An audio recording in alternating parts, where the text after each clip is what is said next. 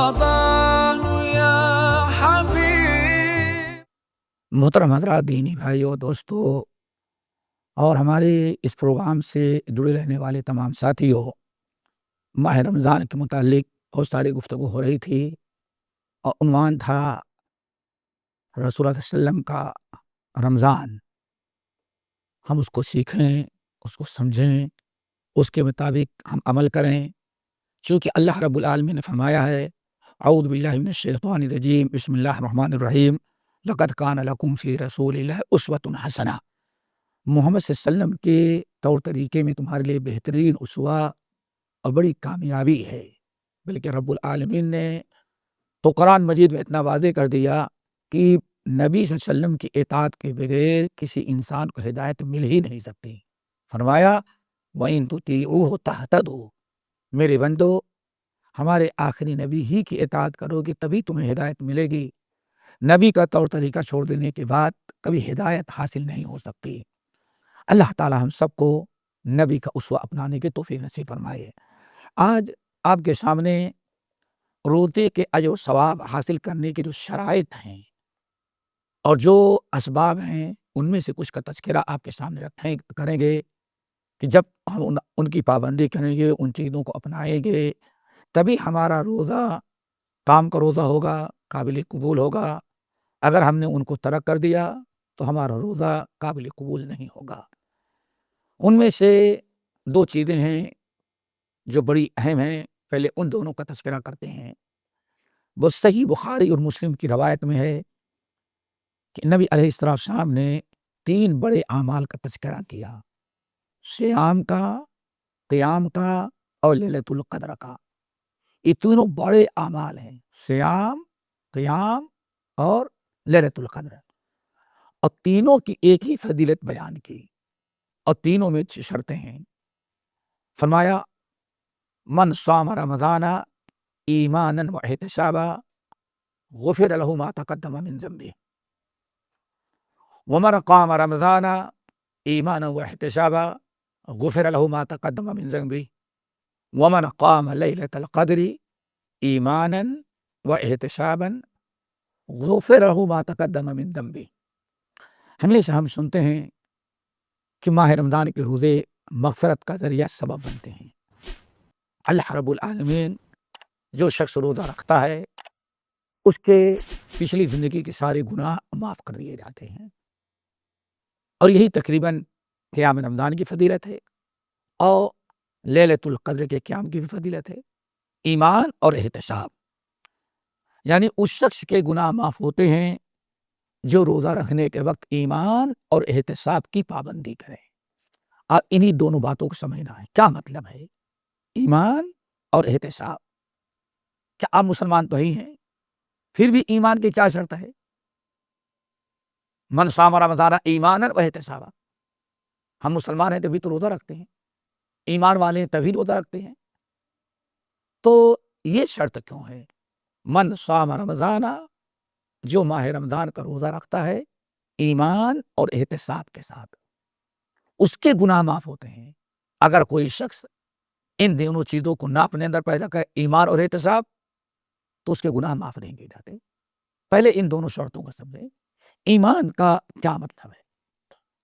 ایمان کا ایک مطلب تو یہ ہے کہ آپ کا عقیدہ درست ہو، توحید خالص ہو، ایمان میں عقیدے میں شرک نہ ہو، کفر نہ ہو، الحاد بے دینی نہ ہو. 100% آپ اللہ پر ایمان اور یقین رکھتے ہیں. ہر قسم کے شرک، کفر، نفاق سے اپنے ایمان کو بچائیں. فمن کان یرجو لقاء ربہ فلیعمل عملا صالحا ولا یشرک بعبادۃ ربہ احدا. اگر کسی انسان کے عقیدے میں شرک ہے، شرک اکبر ہو یا شرک اصغر ہو، تو اس کا نہ روزہ ہوتا ہے اور نہ روزے کی برکت سے اس کے گناہ معاف ہوتے ہیں. ایک تو یہ ہے کہ عقید توحید ہمارا درست ہو، شرک سے ہم پاک ہوں. نمبر 2، ایمان کا دوسرا مطلب کہ من صام رمضان ایمانا، جو روزہ رکھے ایمان کے ساتھ. ایمان کے ساتھ رکھنے کا مطلب یہ کہ وہ آدمی یہ نہ سوچے. جیسے مجھے ایک اچھی طرح سے یاد ہے، ایک مرتبہ روڈ پر کھڑا تھا اور ایک ٹیکسی پرائیویٹ کار والا گزرا. خلیج کے ایسے ممالک بھی تھے جہاں چپکے چپکے لوگ پرائیویٹ گاڑیوں سے بھی پیسنجر اٹھا لیتے ہیں. چپکے چپکے گاڑی شیورلیٹ بڑی ہائی فائی روڈ پر کھڑے تھے. آدمی نے روکا اور مجھے بیٹھایا. کہاں جائیں؟ میں نے کہا پھلا جگہ جا رہا ہے. بیٹھا لیا، بات چیت کرنے لگے. تو وہ شخص مسلمان تھا، ڈرائیور، اور ڈرائیور ہے اپنی بر صغیر کا. گاڑی اتنی ہائی فائی تھی کہ وہ ایک عام انسان بیٹھتا نہیں تھا. میں نے اس سے پوچھا یہ گاڑی تمہاری ہے؟ کہا نہیں، یہ گاڑی ہمارے سیٹھ کی ہے. دیکھیں مسلمان گھر کا مسلمان ہے، سیٹھ مسلمان ہے. میں نے کہا وہ کہاں چلا گیا ہے؟ کہا رمضان ہے، رمضان میں وہ یورپ چلا گیا ہے. میں نے کہا کیوں؟ کہا یہاں رہے گا تو روزہ نہیں رکھے گا تو لوگ اس کو برا سمجھیں گے. تو یورپ چلا گیا ہے جہاں روزہ نہ رکھے تو کوئی برا نہیں سمجھے گا. دیکھیں مسلمان تو ہے، کلمہ گو ہے، لیکن ایمان اس کا نہیں ہے. ایمان کا مطلب اس صورت میں، ایمان کا مطلب ہے کہ انسان اس بات پر ایمان اور یقین رکھے ہم اللہ کے بندے ہیں، کلمہ گو ہیں، اللہ تعالیٰ نے ہم پر ماہ رمضان کا روزہ فرض قرار دیا ہے. اس کی فرضیت کا یقین ہو، اور فرضیت کے یقین کے ساتھ ساتھ وہ اس بات پر یقین رکھے کہ روزہ اللہ نے ہم پر فرض قرار دیا تو ہمارے فائدے کے لیے اللہ تعالیٰ کو کوئی روزے کی ضرورت نہیں، ہمارے فائدے کے لیے، تاکہ ہماری تربیت ہو، تزکیہ ہو، لعلکم تتقون. یہ انسان کا تصور ہو یا ایمان ہو کہ ہم روزہ رکھیں اس ایمان کے ساتھ کہ میرے رب نے ہمیں اسلام سے نوازا اور ہر مسلمان پر یہ روزہ اللہ نے فرض قرار دیا ہے. اور روزے سے اللہ کا کوئی فائدہ نہیں ہے. روزہ اس لیے فرض قرار دیا تاکہ ہمارا تزکیہ ہو، لعلکم تتقون، ہماری اصلاح ہو، ہمارا تزکیہ ہو، ہمارے اندر تقویٰ پیدا ہو، ہم منکرات سے بچیں اور جہنم سے اپنے آپ کو بچا لیں. دیکھیں یہ ہے ایمان. جب بھی روزہ رکھیں یہ ہمارا ایمان ہو کہ ہمارے رب نے ہمارے فائدے کے لیے، تقرب حاصل کرنے کے لیے، جہنم سے آزادی کے لیے، ہمارے تقویٰ پیدا کرنے، ہماری اصلاح نفس کے لیے ہم پر یہ روزہ فرض قرار دیا ہے. یہ انسان کا ایمان اور یقین ہو. یہ من صام رمضان ایمانا. اگر انسان یہ عقیدہ ایمان رکھے، ذرا سوچے کہ اس سے ہمارے دل کی اصلاح ہوگی، ہمارے عمل کی اصلاح ہوگی، ہمارے اندر تقوی اللہ پیدا ہو جائے گا. اگر یہ انسان تصور کرے گا تو کبھی روزہ رکھنے میں اس کو بھاری نہیں پڑے گا، کبھی وہ روزے کو مشکل نہیں سمجھے گی. کیوں؟ سمجھ لی کہ کیوں ایمان رکھتا ہے اس روزے کی فرضیت، اللہ کا فائدہ نہیں ہمارا فائدہ، ہماری اپنی اصلاح ہے، تقویٰ پیدا ہو جائے گا. اور پھر یہ سوچے کہ اللہ رب العالمین رمضان کی برکت سے پتہ نہیں ہمیں کتنے اجر و ثواب دیں گے، ہمیں جہنم سے آزادی مل جائے گی. یہ انسان کا ایمان صام رمضان ایمانا. نمبر 2 و احتسابا. یہ دوستو بہت ضروری، احتساب ہو. کیا مطلب ہے احتساب کا؟ مطلب کیا ہے احتساب کا؟ طلب الثواب من اللہ عز و جل. طلب الثواب. آپ ذرا دیکھیں، آپ صرف ایک مثال رکھیں، تھوڑا سا سامنے رکھیں کہ آپ دنیا میں کسی کے ہاں نوکری کرتے ہیں، کتنے جذبے کے تحت نوکری رکھتے ہیں. ایک دن ناگا نہیں کرتے کیوں؟ تنخواہ کٹ جائے گی. لیٹ نہیں کرتے، سردی گرمی ہر اعتبار سے آپ بڑے شوق اور جذبے کے ساتھ ملازمت کرتے ہیں، نوکری کرتے ہیں اور دن گنتے ہیں. کیوں؟ مہینہ پورا ہونے کے بعد 5,000 ہمیں ہماری سیلری ملے گی. دیکھیں انسان نہ سردی کا احساس نہ گرمی کا احساس. اسے معلوم ہے کہ اگر ہم نوکری نہیں کریں گے، تنخواہ نہیں اٹھائیں گے، بچے کہاں سے کھائیں گے، کہاں سے پیئیں گے، مکان کا کرایہ کہاں سے دیں گے. بس ایک چیز دل میں آ گئی کہ ہمیں اس سے فائدہ اٹھانا ہے. اسے کہا جاتا ہے احتساب. آپ رمضان آیا، آپ یہ سوچ لیں کہ یہ رمضان آیا ہے، اس لیے آیا کہ ہمارے سال بھر کی زندگی کے سارے گناہ معاف ہو جائیں۔ کتنی بڑی چیز ہے دوستو، یہ ہمارا نظریہ ہو، روزہ رکھیں تاکہ ہمارے گناہ معاف ہو جائیں۔ پھر اگر آپ اس حدیث پر غور کر لیں کہ ہر نیک عمل کا بدلہ اللہ رب العالمین حساب سے دیتا ہے، لیکن روزہ ہم رکھیں گے اللہ تعالیٰ ہمیں اجر و ثواب دے گا تو بغیر حساب کے دے گا۔ اگر آپ سوچ لیں ہر عمل کا بدلہ فرشتے دیتے ہیں، لیکن اللہ نے روزے کا بدلہ اللہ ہم کو اپنے ہاتھ سے دے گا۔ ہمارے اندر یہ چیز حاصل کرنے کا شوق اور جذبہ ہو، یہ احتساب۔ اب ایک آدمی روزہ رکھتا ہے، مثال کے طور پر روزہ رکھتا ہے، لیکن کیا سوچتا ہے، بھائی اب تو رمضان آیا ہے، سارے مسلمان رکھتے ہیں، ہم کو بھی روزہ رکھنا ہی ہے اور ہمیں بھی نماز پڑھنا ہے۔ دیکھیں، نماز کی نیت ہے، روزے کی نہیں، لیکن احتساب نہیں ہے اس کے اندر، احتساب نہیں۔ سب لوگ رکھ رہے ہیں، ہم کو بھی رکھنا پڑے گا، رکھ رہا ہے لیکن احتساب نہیں ہے۔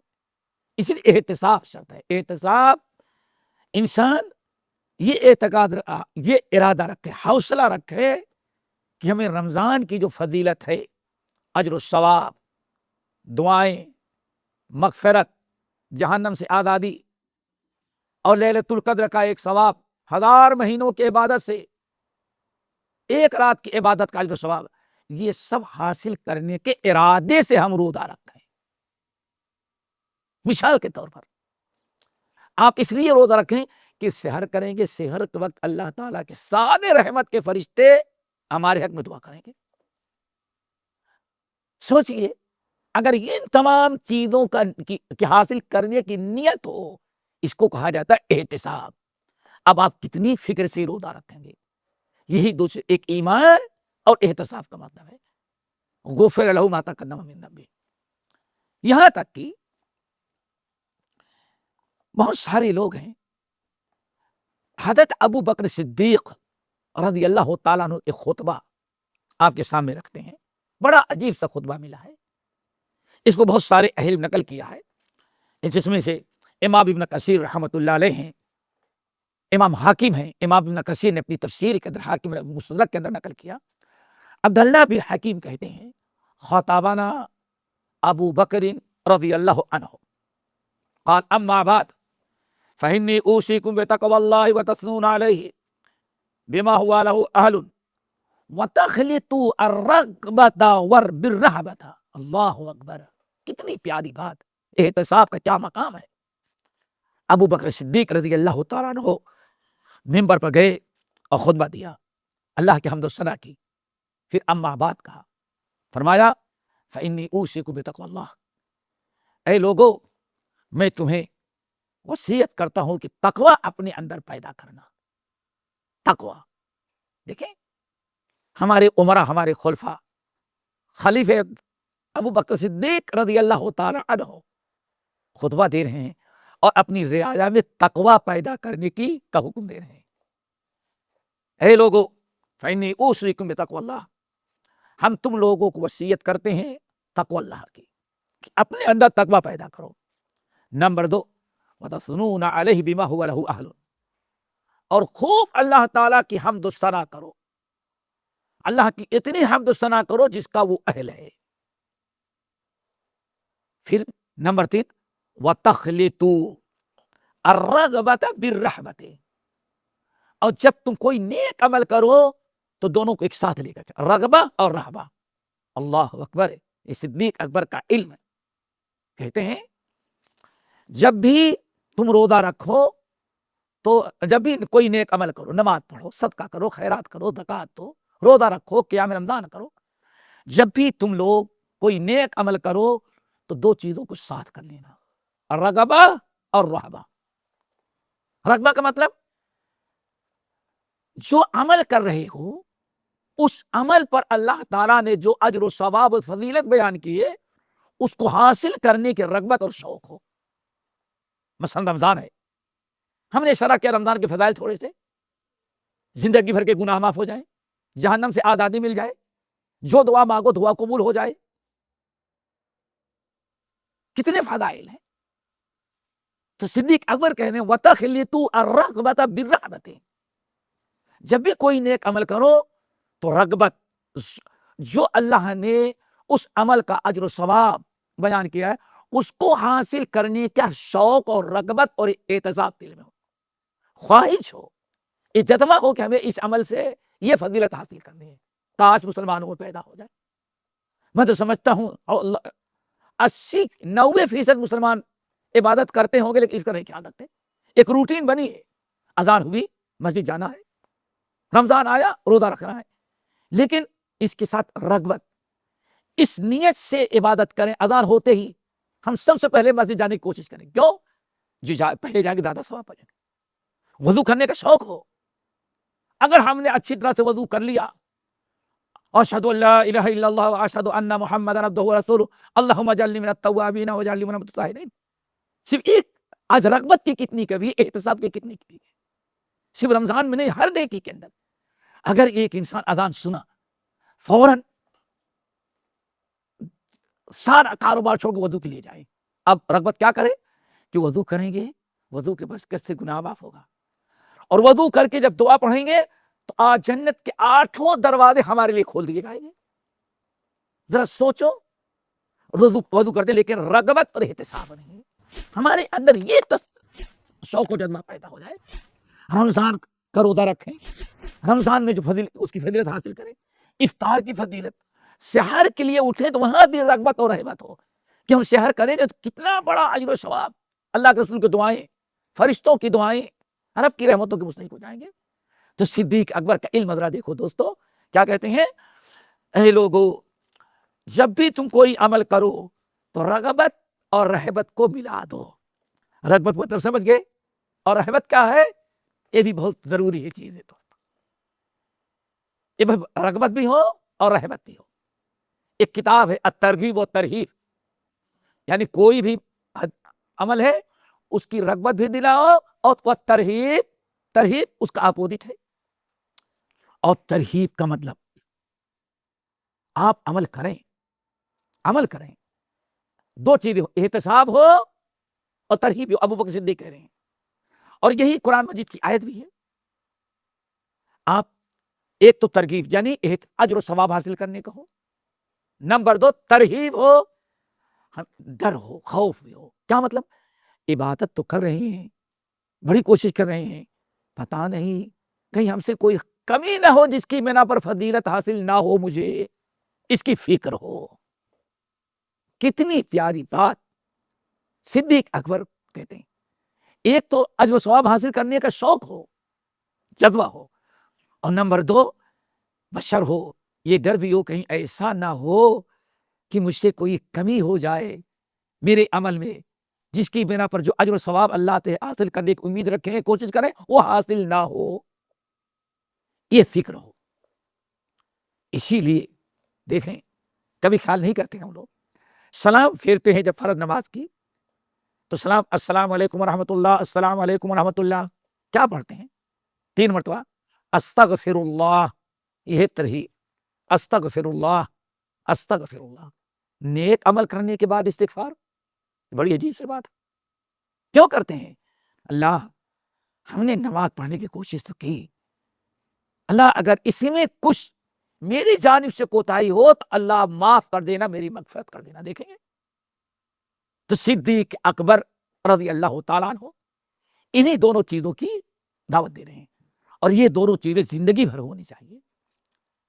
ہر وقت ہمارے اندر ترغیب ہو، ترغیب ہو. آپ کسی سے سلام بھی کر رہے ہیں تو اس وقت بھی ترغیب ہو. سامنے آدمی آ رہا ہے، اب آپ کے سامنے کہ اللہ رسول فرمایا سب سے اچھا وہ ہے جو سلام کرنے میں پہل کرے. آپ کے اندر ترغیب ہے، آپ سلام کریں گے. اگر ترغیب کا جذبہ نہیں تو کیا کہیں گے؟ بھائی میری کیا میں ہمیشہ سلام کرنے میں پہل کروں؟ دیکھیں ترغیب کی ضرورت ہے. اور ترہیب دوسری طرف ڈر اور خوف ہو. کبھی آپ نے غور کیا ابراہیم خلیل اللہ، بیٹے اسماعیل ذبیح اللہ، دونوں مل کر کے خانہ کعبہ کی تعمیر کریں، تعمیر کی. فارغ ہونے میں کیا دعا؟ ربنا تقبل منی، اللہ تیرا حکم ہوا، ہم نے اپنے بیٹے کے ساتھ مل کر کے بنا تو دیا، اللہ قبول کرنے، اللہ اس میں کچھ کوتاہی ہو تو معاف کر دے، انک انت التواب الرحیم۔ دیکھا آپ نے ابراہیم تمام انبیاء کا طریقہ احتساب اور رحمہ ہے، یعنی ترغیب اور ترہیب دونوں ہے۔ تو صدیق اکبر رضی اللہ عنہ نے کہا کہ دونوں کو ایک ساتھ لے کر کے چلو۔ پھر کہتے ہیں وَتَجْمَعُ الْإِلْحَافَ بِالْمَسْأَلَةِ، بڑی پیاری بات، اور جب دعا کرو تو دعا کو الحاف سے ملا دو، جب کوئی نیک عمل کرو تو ترغیب کو ترہیب سے ملا دو، اور نمبر 2 کیا کرو، جب تم اللہ تعالیٰ سے دعا مانگو تو اپنے دعا کے ساتھ الحاف ملا دینا۔ اللہ اکبر، کاش کہ ہم سب کو توفیق ہو۔ کیا مطلب ہے؟ ایک تو اللہ تعالیٰ سے دعا مانگو، ربنا آتنا، دعا مانگو، کہتے صرف دعا نہ مانگو، اس کے ساتھ الحاف ملا کر دو۔ کیا مطلب؟ بالکل چمٹ جاؤ اللہ تعالیٰ سے، دعا مانگو، ایسا نہیں کہ ہاں اللہ تیری مرضی، دینا لا دیتا تیرا کام ہے، دعا کرنے کھجلی بھی آ رہی ہو ادھر ادھر نہیں، وَلَا تَسْأَلُونَ وَيَسْأَلُونَ النَّاسَ إِلْحَافًا، چمٹ جاؤ بالکل۔ اور اس کی مثالیں سمجھنا ہو، جب کوئی حاجت مند، یہاں تو بہت ہوتا ہے، آپ گاڑی مسجد سے نکلے، ایک مانگنے والا پیچھے لگ گیا، آپ چلے جا رہے ہیں، پیچھے لگا ہوا ہے، جب دیکھتا نہیں تو چل کر کے آگے آ جاتا ہے، آپ اور گئے، گاڑی پر بیٹھنے کے باوجود بھی کاش پیچھتا رہتا ہے، یہ تو کہتے ہیں الحاف۔ جیسے یہ مانگنے والا تم سے چمٹ رہا ہے، اس سے کہیں زیادہ مانگو تو تم اللہ تعالیٰ سے چپک جاؤ۔ کتنی پیاری نصیحت اور کتنا پیارا خطبہ تھا۔ پھر آگے کیا کہتے ہیں، کتنی پیاری بات، اللہ تعالیٰ نے پورا خطبہ دینے کے بعد کہتے ہیں، میں نے خطبے میں 3-4 باتیں بتائی۔ نمبر 1، اللہ تعالیٰ کی حمد و ثنا، تقویٰ کی دعوت دیتا ہوں، اللہ تعالیٰ کی حمد و ثنا کرو جس کا وہ مستحق ہے۔ نمبر 2، جب اللہ تعالیٰ کوئی نیک عمل کرو تو ترغیب کے ساتھ ترہیب، حسبہ کے ساتھ ترہیب بھی ملا دو، اور جب اللہ تعالیٰ سے دعا مانگو تو صرف دعا نہیں بلکہ چپک جاؤ اللہ تعالیٰ، چمٹ کر کے مانگو، کہ دیکھنے والا معلوم پڑتا ہے کہ ہاں اللہ تعالیٰ لے ہی کر کے چھوڑے گئے۔ اللہ اکبر، دعا کرے خوبی پیدا ہو جائے۔ کبھی کبھار دیکھتے ہیں محفلوں میں، دعاؤں میں، ایک بندہ ایسا چمٹ جاتا ہے، رو رو کر کے آنکھوں پہ آنسو بہ رہے ہیں، رو رہا ہے، کانپ رہا ہے، دیکھنے سے معلوم پڑتا ہے واقعی کہ یہ شخص اللہ سے لے ہی کے چھوڑے گا، ایسا چپٹ جاتا ہے۔ اس صدیق اکبر کی نصیحت تھی، اور دلیل کیا دی؟ صدیق اکبر نے دلیل کیا دیا؟ کہتے ہیں کہ لوگوں فإن اللہ اثنى علی زکریا واہل بیتہ، اللہ نے اپنے نبی زکریا اور ان کی بیوی، ان کے گھر والوں کی بڑی تعریف کی ہے۔ پھر سورت انبیاء کی آیت نمبر 89 اور 90 پڑھی۔ اللہ اکبر، صدیق اکبر کا علم دیکھو، میں نے جو تم کو یہ ساری نصیحتیں کی، یہ بڑی اہم ہے، انہی چیزوں کی بنا پر اللہ نے اپنے نبی زکریا، ان کے گھر والوں کی بڑی تعریف کی قرآن کے اندر، کہ ہمارے یہ 2 نبی جو تھے، ان کے گھر والے، ان کی بیوی، جب اللہ تعالیٰ سے دعا مانگتے تو بالکل چمٹ کر کے مانگتے، یدعوننا رغبا ورہبا وکانوا لنا خاشعین۔ تو یہ نبیوں کی سنت ہے۔ صدیق اکبر رضی اللہ تعالیٰ کہتے ہیں یہ تمہارے اندر ہونا چاہیے۔ تو دوستو، میں سمجھتا ہوں من صام رمضان ایمانا و احتسابا، من قام رمضان ایمانا و ایمان اور احتساب کا مطلب سمجھ میں آ گیا۔ اسی لیے ایک آخری چیز اس حدیث اور بتا دیں اس ٹاپک میں، کہ نبی علیہ السلام نے اعلان کر دیا ہے، امام عبداللہ ابن مبارک رحمۃ اللہ علیہ اپنی کتاب الزہد والرقاق کے اندر، اور امام